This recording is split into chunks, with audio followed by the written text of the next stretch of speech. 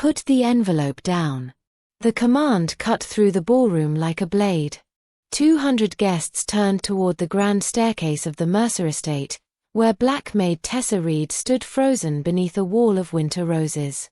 3 feet away, billionaire Nolan Mercer's fiancée held a gun pointed directly at her chest.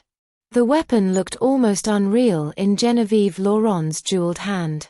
She wore an ivory engagement gown, diamonds at her throat, and the same graceful smile she had used moments earlier while thanking donors for supporting homeless children. Now that smile was gone. Tessa held a faded blue envelope against her apron. "I said put it down," Genevieve repeated. Nolan pushed through the crowd. "Genevieve, lower the gun." She did not look at him. "She broke into your father's private study," Genevieve said. "She stole confidential documents and tried to leave through the service corridor." "I found this behind a loose panel," Tessa replied. "You are a maid. You had no right to open anything." The guests began whispering. Security guards moved toward the staircase, but Genevieve's finger tightened near the trigger. "Stay back," she shouted. Everyone stopped. Tessa stared at the woman before her. Until that moment, she had known Genevieve as polished, cruel, and controlling.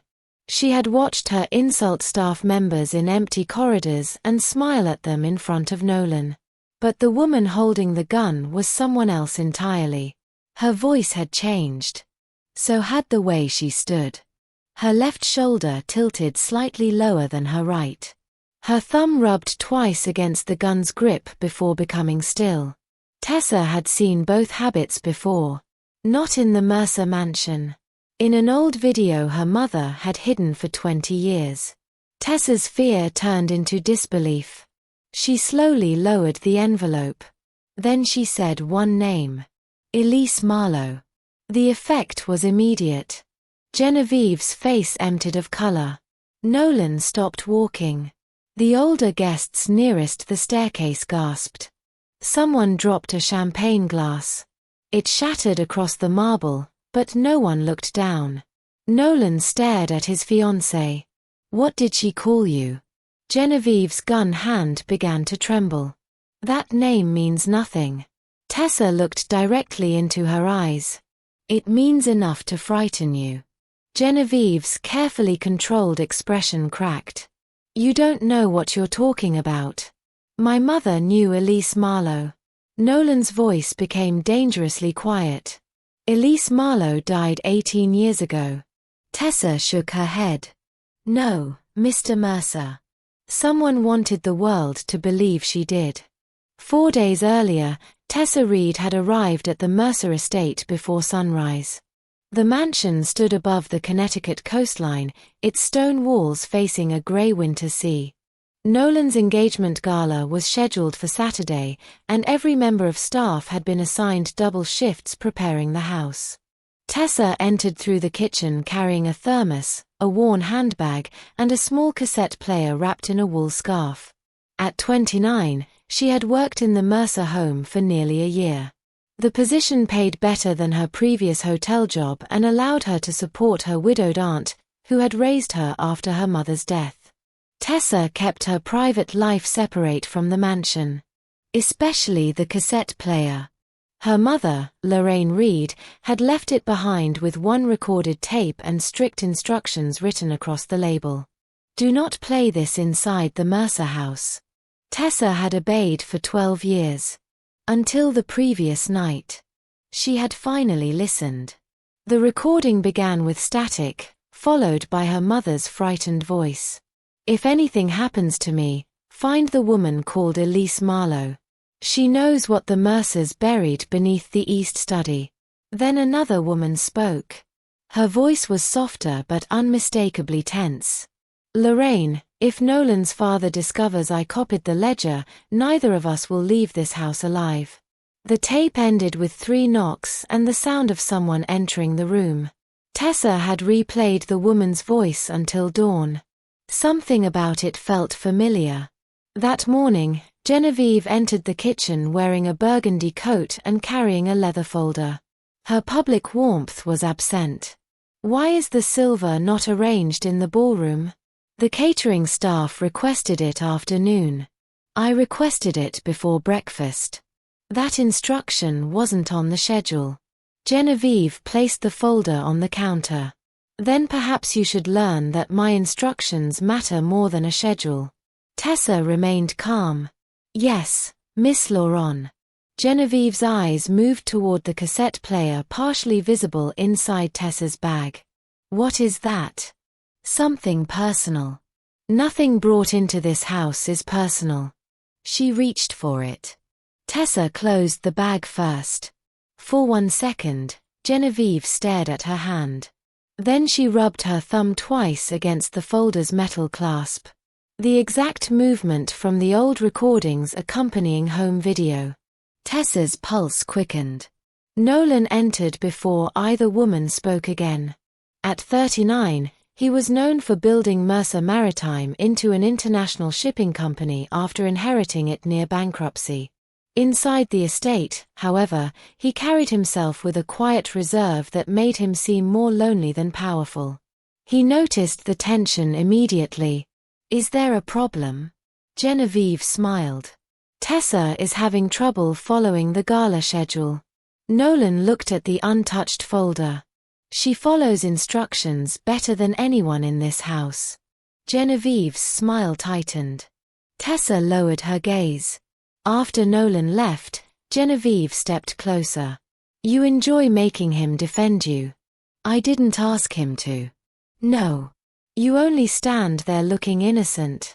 Tessa picked up the silver inventory sheet. As she moved past, Genevieve whispered, "Stay away from the East Study." Tessa stopped. She had never mentioned the East Study. That afternoon, she found the door unlocked. Inside, Nolan's late father's desk had been cleared for renovation. One wooden panel behind the bookcase sat slightly crooked. Tessa pressed it. A hidden compartment opened. Inside lay a faded blue envelope bearing Lorraine Reed's handwriting. Across the front were 6 words. For Nolan Mercer, when Elise returns. Behind Tessa, the study door clicked shut. Genevieve stood inside holding the same antique pistol later seen in the ballroom. And this time, she was already smiling. Genevieve closed the study door and turned the lock. The antique pistol remained pointed toward the floor, but Tessa understood the warning. Give me the envelope. Tessa held it tighter. Why does it have my mother's handwriting? Genevieve's smile remained calm. Lorraine Reed worked in this house. She handled correspondence, financial records, private schedules. Her handwriting could be on anything. My mother was a hospital clerk. That is what she told you. Tessa stared at her. Genevieve moved closer, her thumb rubbing twice along the pistol's engraved handle. Elise Marlow was unstable, she said. Your mother became obsessed with helping her. Together, they stole company records, fabricated accusations, and tried to blackmail Nolan's father. Then why was this hidden instead of given to the police? Because the Mercer family protected Lorraine from prosecution. Tessa looked at the blue envelope. Or because the records inside could prove she was telling the truth. Genevieve's smile vanished. You have no idea what truth costs. She lifted the pistol. Tessa's heartbeat accelerated, but she did not release the envelope. If you shoot me, Nolan will ask why. I don't need to shoot you. Genevieve stepped within arm's reach. I only need everyone to believe a frightened employee stole an antique weapon and threatened me when she was caught searching private property. The plan was already prepared. Tessa could hear it in her certainty. Genevieve would take the envelope, place the weapon in Tessa's hand, and control the story before Nolan returned. Tessa glanced toward the desk. A brass letter opener lay beside an empty crystal decanter. Behind it stood a framed photograph of Nolan and his father aboard a yacht. The photograph's glass reflected part of the corridor outside. Someone was approaching. Tessa lowered the envelope slightly. Genevieve mistook the movement for surrender. Good girl. The study door handle moved. Genevieve quickly hid the pistol beneath her coat and unlocked the door. Nolan's personal assistant, Benjamin Shaw, entered carrying several gala contracts. He stopped when he saw both women. Miss Lauron. Tessa. Genevieve smiled. Tessa was helping me locate an old invitation. Benjamin's gaze moved to the envelope in Tessa's hands. I didn't realize staff had permission to search Mr. Mercer's private study. She doesn't, Genevieve replied. Tessa watched Benjamin carefully. He had worked for the Mercer family for more than 20 years. If anyone knew Lorraine or Elise, it would be him. Did you know my mother? She asked. Benjamin's face tightened. Genevieve answered before he could. She was dismissed before Benjamin joined the household. That isn't true, he said. The room went silent. Benjamin placed the contracts on the desk. I met Lorraine several times. Genevieve's eyes narrowed. Tessa stepped forward. What did she do here? Benjamin looked toward the hallway. She managed private accounts for Nolan's mother after Mr. Mercer removed the regular bookkeeper. Why would my mother hide that from me? Because those accounts led to questions the family did not want answered. Genevieve's voice became cold. That is enough, Benjamin. He ignored her. Nolan's mother suspected money was being diverted through Mercer Maritime's Emergency Relief Fund. Lorraine found duplicate ledgers. Elise Marlow helped copy them. Tessa looked at Genevieve. Who was Elise? Benjamin hesitated. She was Charles Mercer's private secretary. Nolan's father. And she died? Tessa asked. That is what the official record says. Genevieve stepped toward Benjamin. You should leave. He looked at the blue envelope. If Lorraine addressed that to Nolan, he has the right to read it. Genevieve's hand slipped beneath her coat. Tessa saw the movement. So did Benjamin. His expression changed. What are you carrying? Genevieve withdrew her hand without revealing the weapon. Nothing that concerns you. Benjamin reached for his phone. I'm calling Nolan. Genevieve moved suddenly. She struck the phone from his hand. It hit the carpet and slid beneath the desk. Benjamin stared at her. Have you lost your mind? No, she whispered. I'm protecting my future. She drew the pistol again. Tessa stepped between them. You cannot threaten both of us and still control the story. Genevieve looked almost amused.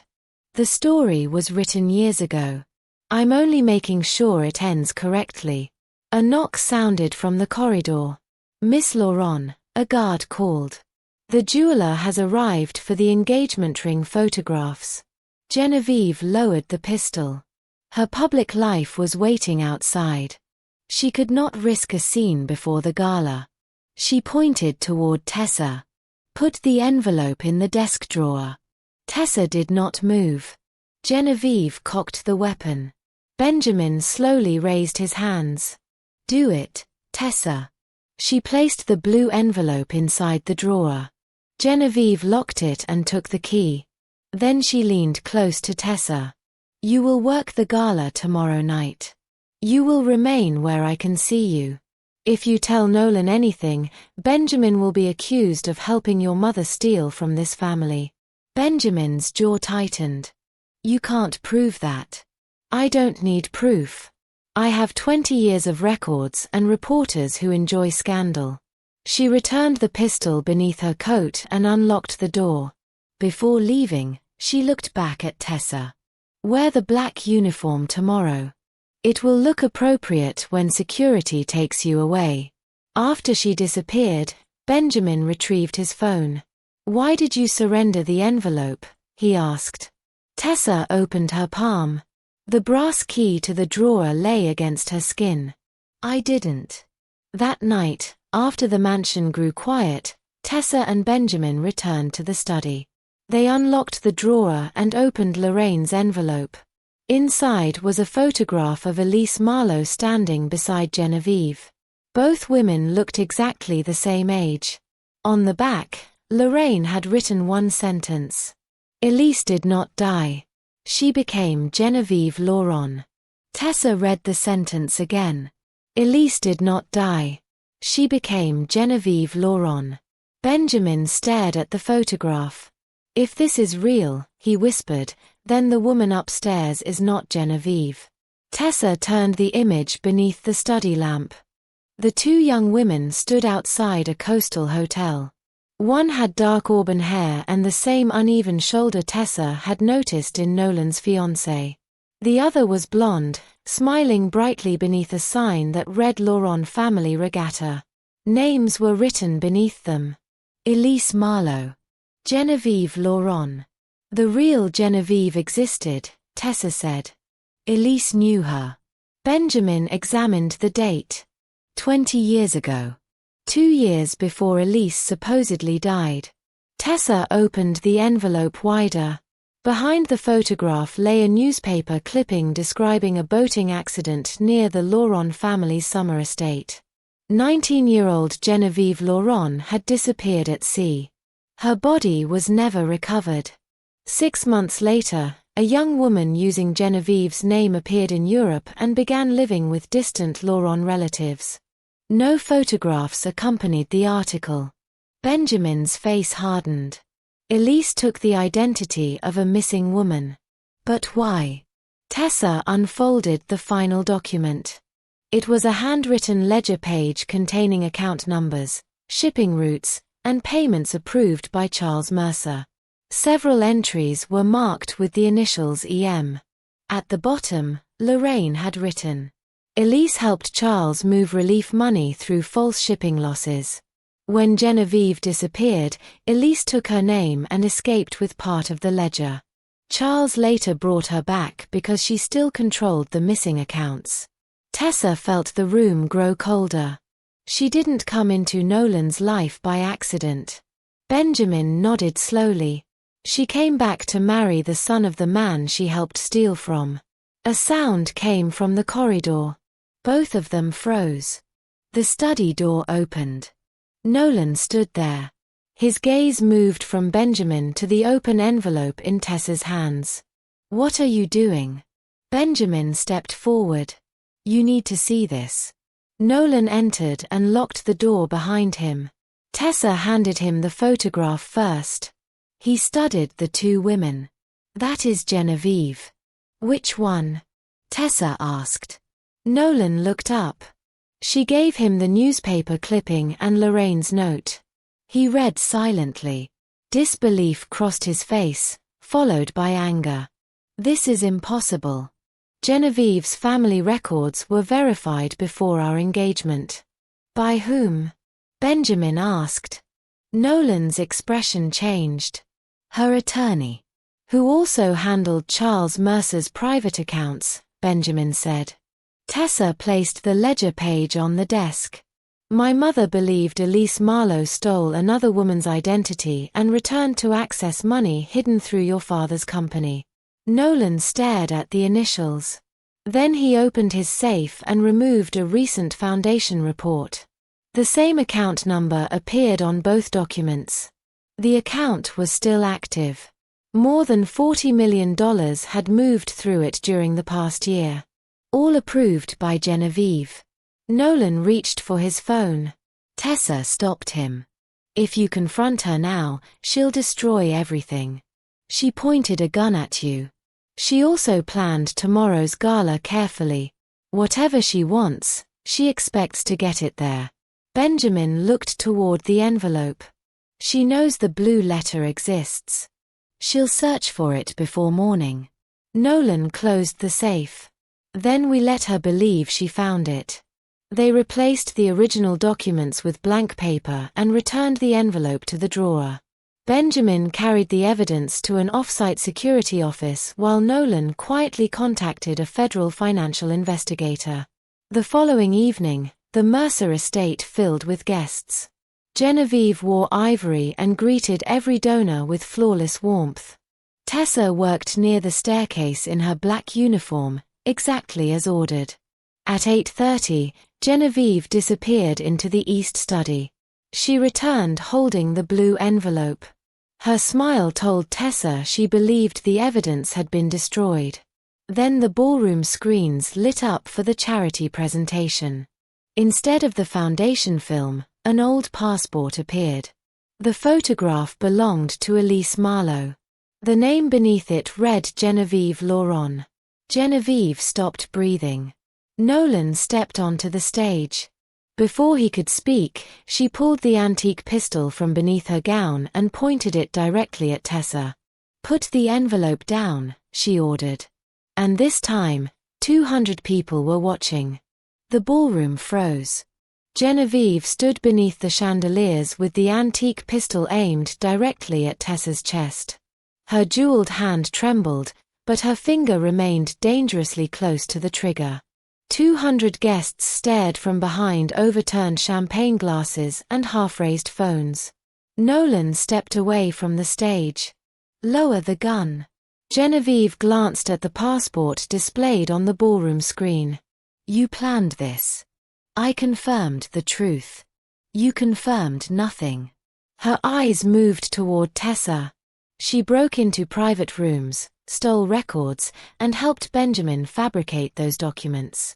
Tessa did not move. "The passport existed before I was born." Genevieve's mouth tightened. "Then put down the envelope." Tessa looked at the faded blue envelope in her hands. Inside were blank sheets of paper. The real evidence was already safe with investigators. But Genevieve did not know that. Nolan continued walking slowly toward them.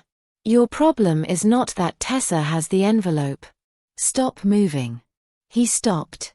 Genevieve turned the gun slightly toward him.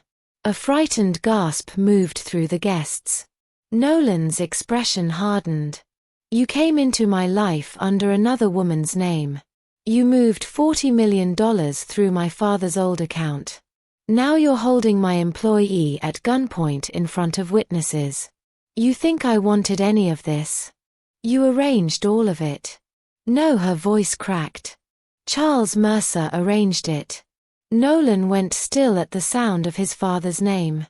Genevieve looked toward the ballroom doors, calculating the distance. "My life ended the night the real Genevieve Lauron disappeared. Charles found me before the police did. He had the ledger, the money routes, and enough evidence to send me to prison. So he helped you steal her identity," Tessa said. "He forced me to take it." Benjamin appeared near the service entrance with 2 security officers, but Nolan lifted one hand, warning them not to rush her. Genevieve saw them. "Tell them to move back." Nolan nodded once. The guards retreated. Genevieve's breathing became uneven. "Charles told me the Lauron family needed a daughter and he needed Elise Marlow to disappear. He arranged the passport, the schools, the relatives in Europe, everything. And years later, you returned to marry his son," Nolan said. "Because he ordered me to. My father died 8 years ago." Genevieve laughed bitterly. "Did he?" The question struck the room like another gunshot. Nolan's face changed. Tessa remembered Lorraine's recording. "Neither of us will leave this house alive." "What are you saying?" Nolan asked. Genevieve tightened her grip on the weapon. "Charles Mercer did not die in that hospital." The ballroom erupted in whispers. Nolan stared at her. "I identified his body. You identified a man whose face was covered after a private cremation order. Benjamin handled the paperwork. Your father's attorney signed the release." Nolan looked toward Benjamin. His longtime assistant appeared genuinely stunned. "I never saw the body," Benjamin said. "The attorney said Charles's condition made viewing impossible." Genevieve's eyes filled with tears, but her voice remained sharp. "He has been living through shell companies and offshore accounts ever since. Every transfer I approved went to him. Nolan looked at the financial records on the screen. Where is he? That depends on whether I leave this house. Tessa understood. You were supposed to bring him the original ledger. Genevieve looked at her. And now it's gone. The envelope contains nothing. For the first time, true panic replaced anger in Genevieve's face. Tessa slowly opened it. Blank pages slid onto the marble floor. Genevieve stared at them. You tricked me. No, Tessa said. You exposed yourself. A loud alarm sounded from the security station. Benjamin checked his phone. Someone breached the east gate. The ballroom lights flickered. Then every screen went black. Guests began shouting. The chandeliers dimmed, leaving only the emergency lights along the walls. Genevieve looked toward the garden windows. He's here. Nolan stepped closer. My father. You should have let me finish the transfer. A red laser point appeared against the center of Genevieve's gown. Tessa saw it first. Down. She lunged. The ballroom window shattered. A bullet struck the wall where Genevieve had been standing. Guests screamed and dropped behind tables. Genevieve fell beside Tessa, losing the antique pistol. Nolan kicked it away as security rushed toward the broken window. Outside, a dark figure moved through the winter garden. Benjamin pointed toward the east corridor. He's heading for the study. Nolan grabbed the fallen pistol, checked the safety, and handed it to security. Seal the estate. Genevieve seized his sleeve. You don't understand. Charles isn't here for me. Then who? Her eyes moved toward Tessa. Lorraine Reed copied more than the financial ledger. Tessa's pulse hammered. What else did my mother record? Genevieve looked toward the staircase. The night Charles created my new identity, Lorraine recorded him confessing what happened to the real Genevieve Laurent. A crash echoed from the east study. Smoke began spilling beneath its doors. Nolan ran toward it with Tessa and Benjamin behind him. When they reached the study, the hidden compartment stood open and flames climbed the curtains. A man in a dark coat waited beside the burning desk. He turned slowly. Nolan stopped. The stranger was older, thinner, and scarred across one side of his face. But there was no mistaking him. Charles Mercer looked at his son and smiled. You always were too curious, Nolan. Then he lifted a second blue envelope from the flames. Inside it was Lorraine Reed's final recording.